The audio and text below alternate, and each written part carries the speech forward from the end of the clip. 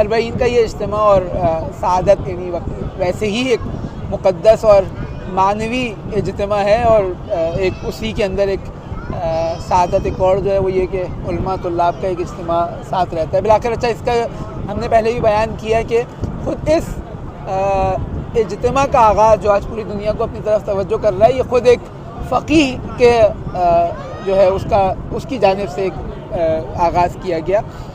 تو خود یہ ایک سعادت ہے کہ ہم لوگ آپس میں نجف کے طلاب ہیں، قم کے ہیں، دور آتے ہیں، ملتے ہیں۔ زائرین کے نام کوئی ایسا پیغام جو خود اربعین کی اہمیت کو بیان کر سکے، ساتھ ان زائرین کے لیے جو محروم رہ گئے اس سال آنے سے، بالخصوص وہ جو زمینی پابندیاں ان کو بھی ہم یاد رکھیں اپنے سفر میں۔ بہت سارے ایسے لوگ تھے جو ایک تشنا ہے اس منظر کو دیکھنے کے لیے، اور خود یہ ایک عجیب چیز ہے کہ جو ایک دفعہ آ جاتا ہے پھر وہ اس کے لیے رہنا مشکل ہو جاتا ہے اربعین کے بغیر۔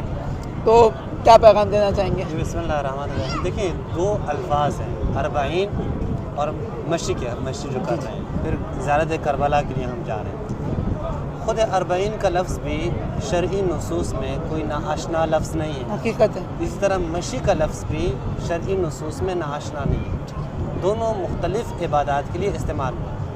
مثلا کوئی تصادفاتی بات نہیں ہے اگر کہیں کہ یہ اربعین کا لفظ تصادفاً شریعت نے مختلف عبادات میں استعمال کیا۔ قرآن کی طرف جاتے ہیں تو حضرت موسیٰ کے ساتھ 40 لیلہ، وہ 40 راتوں کی بات ہو رہی ہے، یا اسی طرح احادیث میں آ جائیں تو یہ عمل آپ نے 40 دن تک انجام دینا۔ اگر 40 مومنین جمع ہو جائیں دعا کر لیں، 40 مومنین کے لیے دعا کرنی ہے، 40 افراد 40 دن تک اپنے آپ کو خالص کرو تو تمہاری زبان سے حکمت کے وہ چشمے پھوٹ جاتے ہیں۔ دیکھیے یہ ساری 40 تصادفاتی نہیں ہے اس کی ایک اہمیت ہے، پختگی کی بھی ایک عمر جو بتائی گئی ہے 40 سال اہمیت بیان کی۔ سیم اسی طرح مشی کا لفظ یا ماشین کا جو الفاظ ہیں یہ بھی شرعی نصوص میں مختلف عبادات کے لیے استعمال ہے۔ آپ دیکھیں کہ احادیث میں ہے کہ جو ماشین جائیں حج کے لیے اس کے اتنے ثواب ہیں۔ ہمارے ائمہ بعض ائمہ 25 سال تک یعنی 25 دفعہ حج پہ گئے ہیں ماشین یعنی پیدل چل کے۔ اس وقت وہ راکباً بھی جا سکتے تھے لیکن ماشین گئے۔ اسی طرح حضرت عبداللہ بن عباس کہتے ہیں کہ مجھے کسی چیز پر اتنا افسوس نہیں ہے جتنا افسوس مجھے ایک عبادت میں جو چھوٹ گیا مجھ سے آخری عمر نے کہا تھا، وہ یہ کہ میں نے ماشین حج پہ نہیں گیا ہوں، یعنی بس مشی کر۔ اچھا، اس طرح دیگر بھی رسول اللہ فرماتے ہیں جو ماشین جائیں کسی جنازے کے پیچھے اس کے اتنا ثواب ہے، ماشین چل کر کسی مومن کی حاجت کو پورا کر لیں، اور XYZ بہت ساری جگہوں پہ یہ لفظ خود سید الشہداء کی زیارت کی نسبت آئیں تو پھر تو ہمارے پاس تواتر کے ساتھ روایات، یہی دو الفاظ سید الشہداء کے لیے بھی استعمال ہے۔ صحیح بات ہے، یعنی سید الشہداء کے 40 کے حوالے سے بھی احادیث میں 40 کا لفظ استعمال ہے، حتیٰ کہ امام حسن عسکری علیہ السلام نے مومن کی علامات میں سے ایک علامت یہ بیان کی، یہ ہے کہ انسان کو 40 کی زیارت کے لیے رہے۔ پھر زیارت ماشین، اس کے اوپر بھی ہمارے پاس احادیث موجود ہیں۔ بس یہ دو ایسے الفاظ نہیں ہیں جو ناآشنا ہوں، ہمارے پاس موجود ہیں، چونکہ شاید لوگوں کو معلوم نہیں تھا یا ظلم و جبر کے وہ حکومتیں تھیں جو لوگوں کو اس طرح اوپنلی چھوڑ نہیں رہے تھے، کچھ مخصوص علماء ہی جا کر یہ مشی کرتے تھے تو لوگوں کو معلوم نہیں ہے۔ لیکن حقیقت یہ ہے کہ ان رکاوٹوں کی وجہ سے اگرچہ لوگوں سے مخفی تھا یہ بات، یعنی عمومی نہیں تھی، آج وہ لوگوں کے لیے یوں پیش آ رہے ہیں بعض لوگوں کے لیے کہ شاید یہ کوئی بدعت ہے یا شاید کوئی ایک نئی چیز ہے، شاید یہ پہلے کہیں موجود ہی نہیں تھا۔ میں نے ایک دو جگہ گفتگو ہوئی تو یہ بات بیان کی کہ فقیہ جو ہے وہ بطن روایت ہے وہ نکالنا، یعنی اس کی فقاہت کا کمال یہ ہے کہ وہ صرف ظاہر کے اوپر اکتفا نہ کرے بلکہ وہ ڈیپتھ میں جائے۔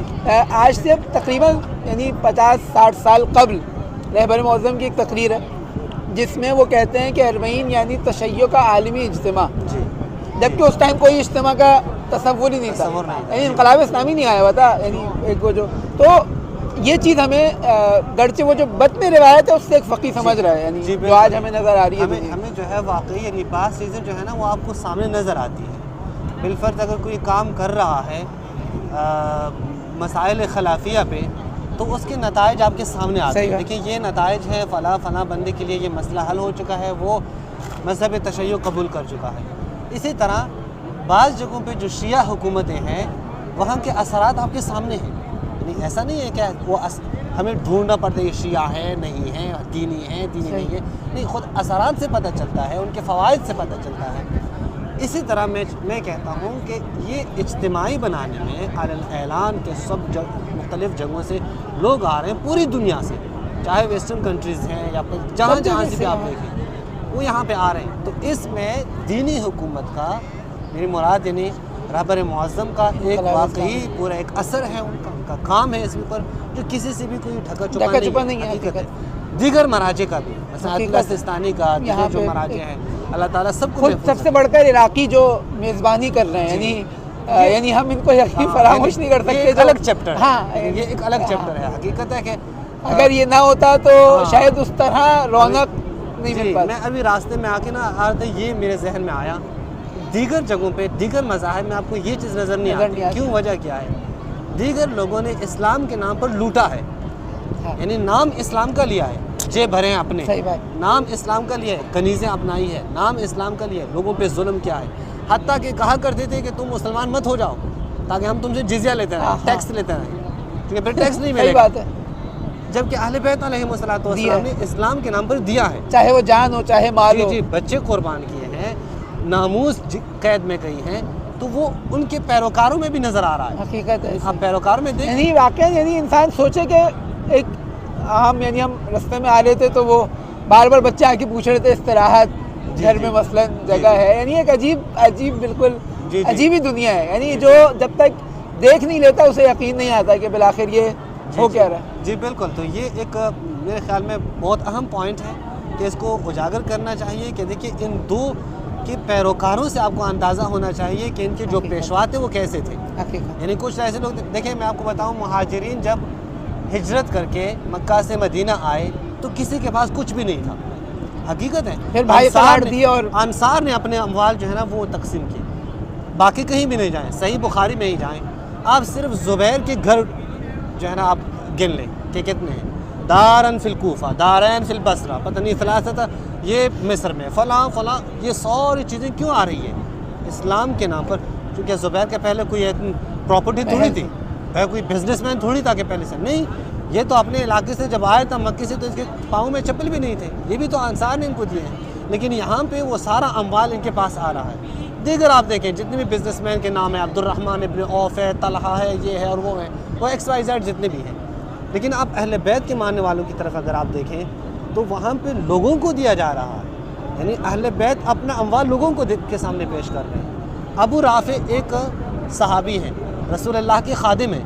میں شاید ایک شکوہ بھی کروں, گلہ بھی کروں کہ ہماری ایک غلطی ہے, غفلت ہے کہ ہم نے ان افراد کو متعارف نہیں کیا. یعنی ہمارے مخالفین نے انس بن مالک کو خادم الرسول خادم الرسول خادم الرسول متعارف کیا ہے, حالانکہ انس بن مالک کیسا ہے اس کی سیرت پڑھ لیں پتہ چل جاتا ہے. جبکہ اس طرف سے ابو رافع ہے, ابو رافع خادم الرسول ہے. یہ وہ فرد ہے جس نے جب سنا کہ مولا علی علیہ السلام کو ظاہری خلافت ملی ہے اور مولا علی جنگ کے لیے جمل کی طرف جا رہے ہیں, اپنا گھر جائیداد سب کچھ بیچ ڈالا اور مولا علی کے سامنے رکھے کہ آج ہم اسی دن کے انتظار میں تھے, اب میں آپ کے سامنے آیا, آپ کے پاس آیا ہوں, جان بھی حاضر ہے مال بھی حاضر ہے. بیٹی بھی عبداللہ بن ابی رافع, علی بن ابی رافع مولا علی کے کاتب ہیں, اور یہ ابو رافع یہ مولا علی کے خاص ساتھیوں میں تینوں جنگوں میں شریک ہیں. پھر بعد دیکھیں گھر سب کچھ بیچ ڈالا.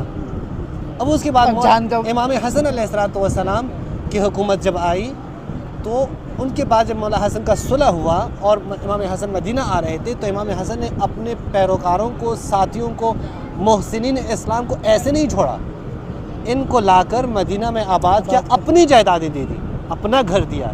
کیونکہ اہل بیت انہیں کو تو کہتے ہیں, کسی کے احسان کو وہ چھوڑنی. یعنی ایسا نہیں ہے کہ رسول اللہ نے آپ پہ احسان کیا ہے, من کیا ہے, امتنان کیا ہے, اور آپ ان کے مقابلے میں کیا کریں, ان کے اولاد کے اوپر ظلم کریں. جبکہ آپ یہاں پہ آپ دیکھیں, یا مثلا اسی طرح آپ دیگر یہاں جنہوں نے ان کے اوپر ظلم کیا, انہوں نے ان کے اوپر احسان کیا. جی بالکل. مثلا ادھئی دیکھیں یا عدی دیکھیں, جاتے ہیں معاویہ کے دربار میں تو معاویہ کہتے ہیں ادھئی آپ کے ساتھ مولا علی نے ظلم کیا, انصاف نہیں, اپنے بچے کیوں کہ اپنے بچے اس کے بچ گئے ہیں, تیرے تینوں بیٹے وہ قتل کر دیے گئے ہیں. تو ادیر رونے لگے اور کہا کہ نہیں، میں نے علی کے ساتھ انصاف نہیں کیا ہے، علی زندہ نہیں ہے، وہ شہید ہو گئے ہیں کیونکہ میں ابھی تک زندہ ہوں، تو میں نے علی کے ساتھ انصاف کیا۔